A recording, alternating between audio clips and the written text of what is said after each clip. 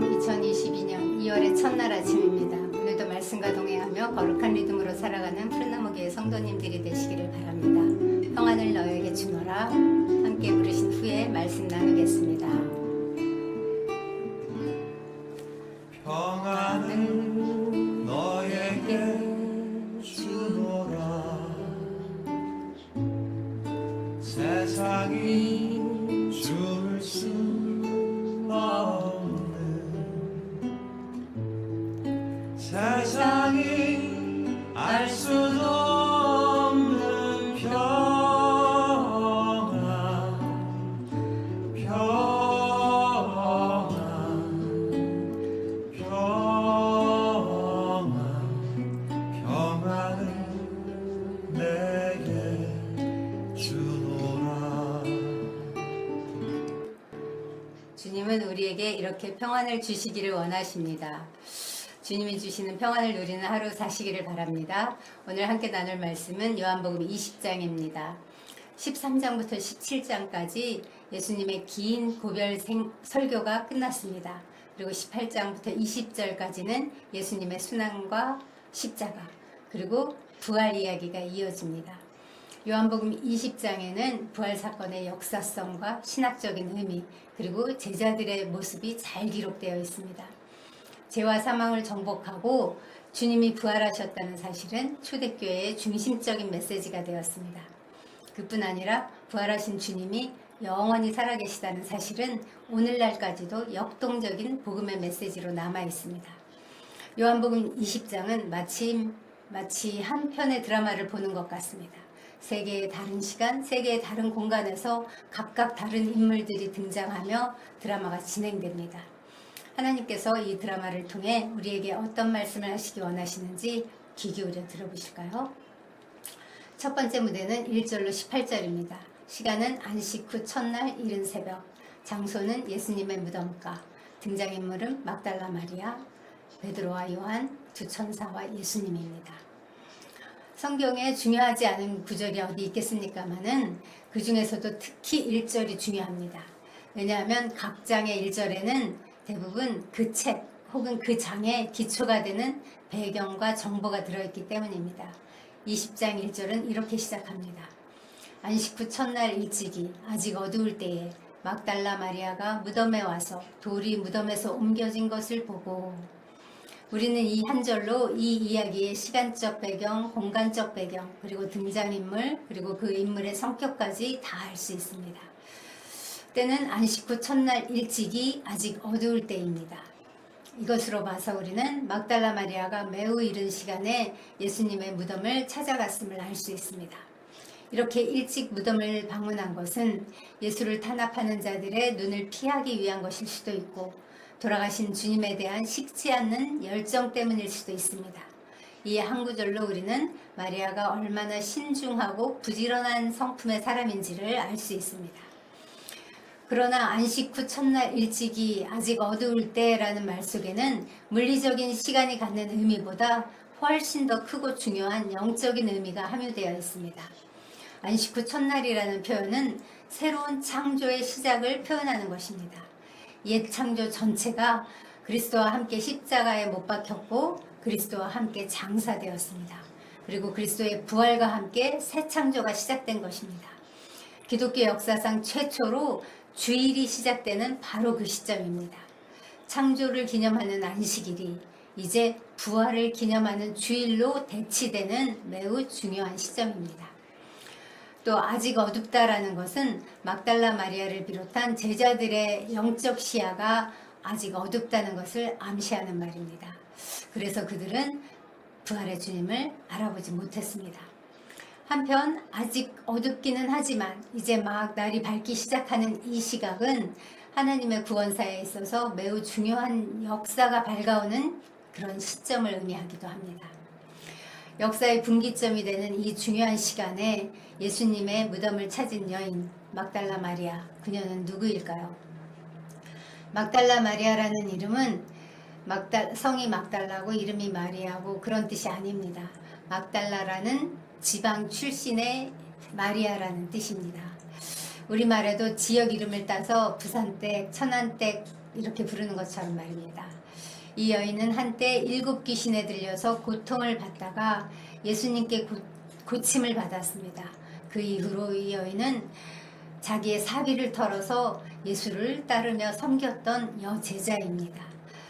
예수께서 십자가에 운명하실 때 제자들이 다 도망갔을 그때에도 끝까지 남아서 이를 지켜보았을 정도로 헌신적인 인물입니다. 그런 그녀는 지금 예수님의 시체가 없어졌다는 사실을 알고 그것을 확인하고도 집으로 돌아가 버린 제자들과는 달리 무덤을 떠나지 못하고 밖에서 서서 울고 있었습니다.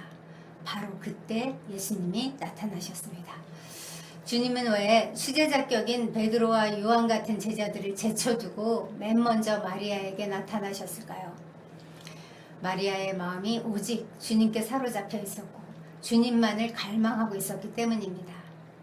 사랑하는 성도 여러분, 우리에게 성경 지식이 부족한 것은 그다지 중요하지 않습니다. 중요한 것은 마리아처럼 예수를 사랑하고 그분을 추구하는 마음입니다. 그런 사람에게 주님은 부활을 발견하게 하시고 체험하게 하십니다. 그렇게 사모하는 마리아에게 주님은 미션을 주셨습니다. 너는 내 형제들에게 가서 이르되 내가 내 아버지 곧 너희 아버지 내 하나님 곧 너희 하나님께로 올라간다 하라. 여기서 주님은 누구에게 가서 이르라고 명령하십니까? 내 형제들에게. 정말 감사하고 감격적입니다. 15장에서 우리를 친구라고 불러주신 것, 그것만도 너무 감사한데 부활하신 후에 주님은 우리를 형제라고 불러주십니다. 이것은 그리스도의 죽으심과 부활을 통해 생명이 번성하고 있음을 뜻합니다. 유일하신 하나님의 아들, 독생자였던 그분이 이제 부활 안에서 많은 형제들의 맏아들이 되신 것입니다.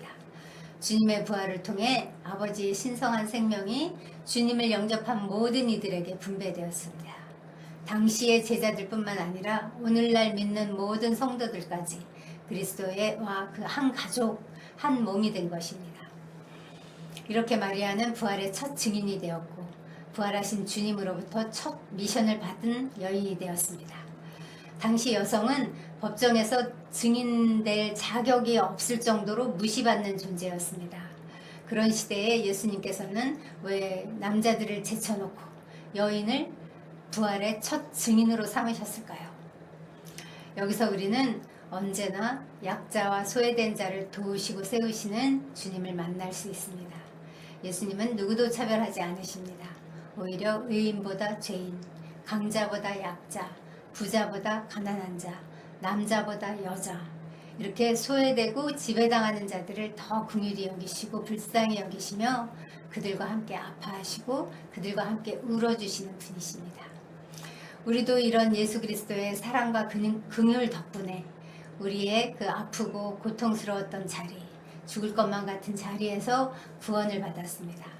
먼저 구원받은 자로서 그리스도 예수의 마음을 품고 약자와 소외된 자, 가난한 자의 처지를 헤아리고 돌아보는 그런 삶을 살기를 원합니다. 자, 이제 두 번째 무대로 들어가 보겠습니다. 때는 안식 후 첫날 저녁, 같은 날 저녁입니다. 장소는 제자들이 문을 굳게 걸어 잠그고 있는 어떤 곳입니다. 학자들은 이곳을 마가의 다락방이라고 추측합니다. 등장인물은 예수님과 제자들입니다. 제자들이 두려워서 문을 잠그고 있었는데 예수님이 그 굳게 닫혀진 문을 뚫고 들어오셨습니다. 예수님께서 어떤 그 장애에도 방해받지 않고 공간을 통과할 수 있는 부활의 몸을 입으셨다는 것을 간접적으로 증거하는 것입니다. 이 두 번째 무대에서 주님은 신학적으로 매우 중요한 주제들을 다루십니다. 여기서 4가지를 명령하십니다. 첫째, 너희에게 평강이 있을지어다. 둘째, 아버지께서 나를 보내신 것 같이 나도 너희를 보내노라. 셋째, 성령을 받으라. 넷째, 너희가 누구의 죄든지 사하면 사하여질 것이요 누구의 죄든지 그대로 두면 그대로 있으리라. 예수님의 첫 마디는 너희에게 평강이 있을지어다 였습니다. 평강은 헬라어로 에이레네라고 합니다. 이는 평화, 화평이라는 뜻으로 히브리어 샬롬과 같은 말입니다. 샬롬은 유대인들의 전통적인 인사말입니다. 길에서 사람을 만났을 때나 헤어질 때, 이웃을 방문할 때 등 일상에서 늘 주고받는 인사말입니다. 그러나 오늘 여기 본문에 나오는 평강은 일상의 범에서 주고받는 그 인사말의 범주를 넘어서는 세상이 줄 수 없는 평안, 오직 주님만이 주시는 평안이라는 그런 의미입니다. 이 진짜 샬롬, 이 진짜 평안은 하나님과의 관계에서나 사람과의 관계에서 막힘이 없는 상태를 말합니다. 정신적, 물질적, 육체적으로 완전히 이상적으로 충족된 상태를 말합니다. 이 세상 모든 사람은 다 평안을 원합니다. 돈이 막 있든지 없든지, 권력이 높든지 낮든지, 많은 업적을 낸 학자든지 사업가든지, 학생이든지 주부든지, 모든 사람이 다 하나같이 평안을 원합니다. 주님이 지금 주시고 있다는 그 평안이 바로 그 평안입니다. 주님은 그 평안을 주시면서 아버지께서 나를 보내신 것 같이 나도 너희를 보낸다 라고 말씀하십니다. 복음서에서 중요한 주제 중에 하나가 아버지께서 아들을 보내셨다는 것입니다. 아버지께서 아들을 이 땅에 사명을 맡기시고 보내셨습니다. 그런데 여기서는 아들이 이제 제자들을 세상 가운데 보내십니다. 제자들 역시 그 사도로서의 보냄받은 자로서의 사명을 부여받게 된 것입니다. 예수님께서는 그를 보내신 하나님께 온전히 의지하고 순종하고 그리고 성령의 능력을 의지함으로써 이 땅의 사역을 완수하셨습니다. 그것처럼 우리도 주님을 철저히 의지하고 복종하고 성령의 인도하심을 따라 살 때 주님이 우리를 이 땅 가운데 보내신 우리가 각각 처한 그 일터, 가정, 어디든지 보내신 그곳, 보내심 받은 그곳에서 그 사명을 우리가 다 완수해낼 수 있을 것입니다.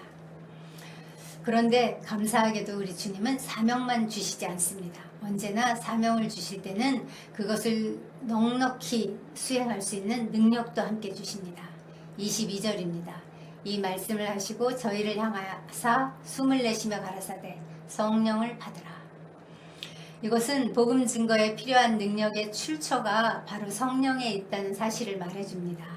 사도들은 인간적인 지혜나 말의 능력이 아니라 오직 성령의 능력을 힘입어서 그 직무를 수행했습니다.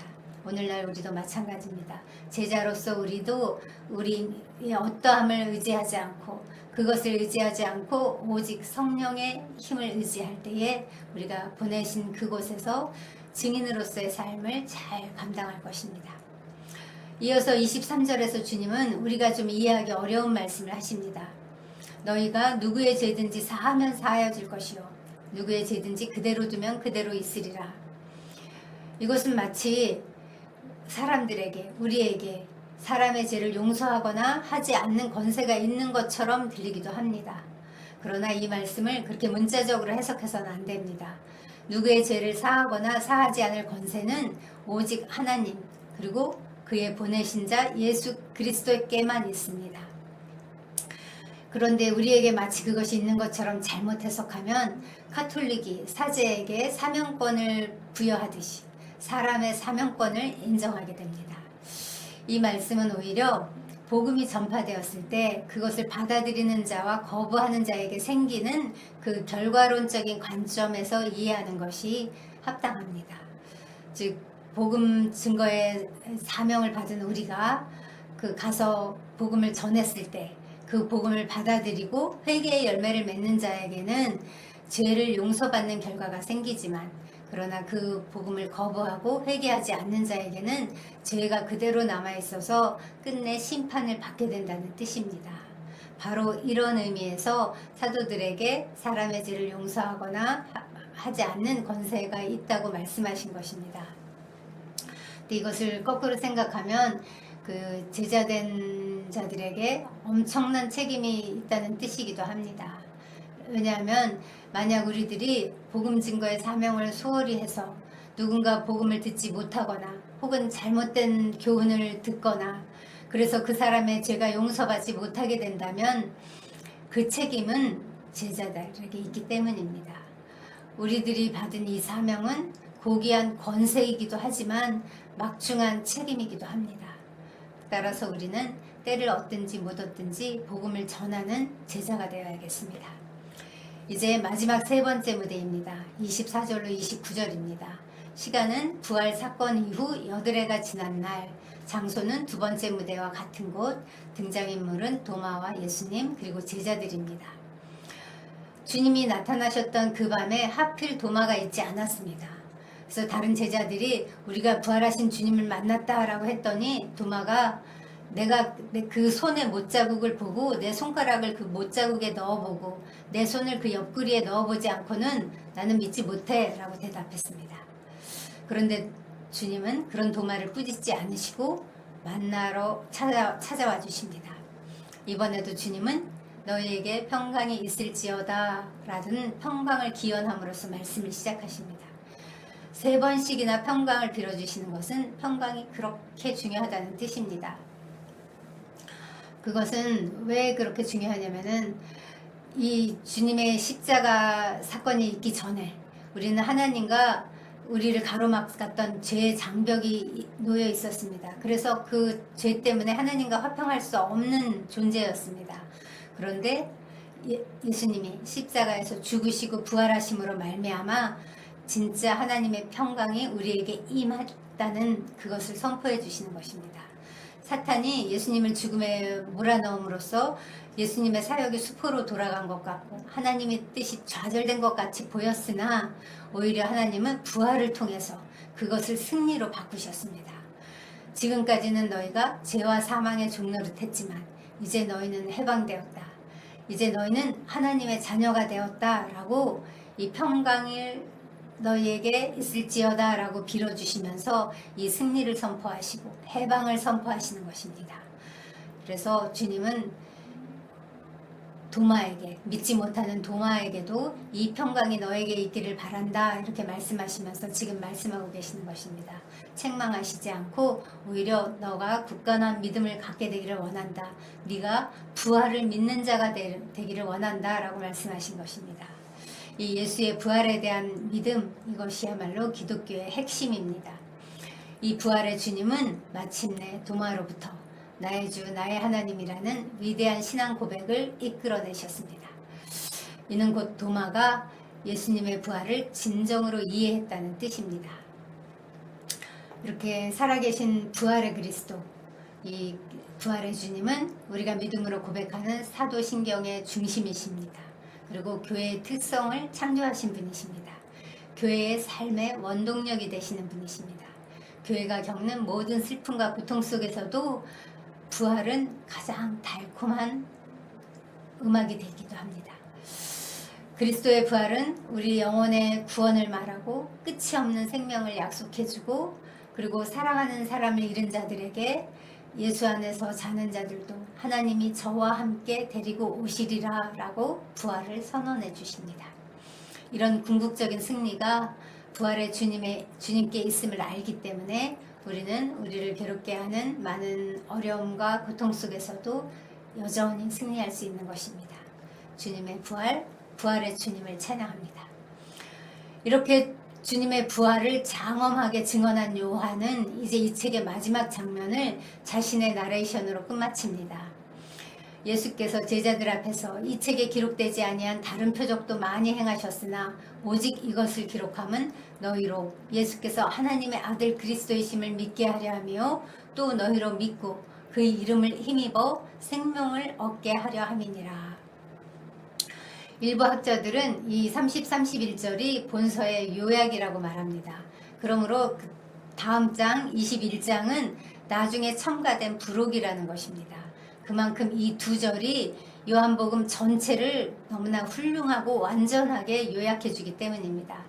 사도 요한의 간절한 소망대로 예수께서 하나님의 아들 그리스도이심을 믿어서 또 그 이름을 힘입어서 생명을 얻고 더 풍성히 얻는 저희의 삶이 되기를 소망합니다. 기도하겠습니다. 하나님 아버지 감사합니다. 우리에게 주님의 부활을 나타내 보여주셔서 감사합니다. 주님, 우리는 죽음이 묶을 수 없는 삶을 사는 자들입니다. 우리 안에 있는 생명이 부활 생명이기 때문입니다. 그래서 여전히 우리 삶에 이런저런 고통이 있지만 그 고통을 바라보고 주목하지 않고 그 모든 것을 이기신 부활의 주님을 바라보는 저희 삶이 되게 축복하여 주시옵소서. 저희 눈을 열어서 부활의 주님을 볼 수 있게 오늘도 일하여 주시옵소서. 그 일을 행하실 주께 감사드리며 예수님의 이름으로 기도합니다. 이제 지체들을 생각하며 기도하겠습니다. 코로나로 어려운 가운데 있는 지체들이 있고 질병 중에 있는 지체, 그 다음에 관계, 직장과 또 가정 안에서의 관계의 어려움을 겪고 있는 지체가 있고 재정에 문제가 있는 지체들이 있습니다. 우리가 그 문제를 주목할 것이 아니라 부활의 주님을 주목하고 부활의 주님 그 환경 가운데 그 자리 가운데 찾아와 주세요. 이렇게 기도하겠습니다. 주님을 만나면 모든 일이 해결됩니다.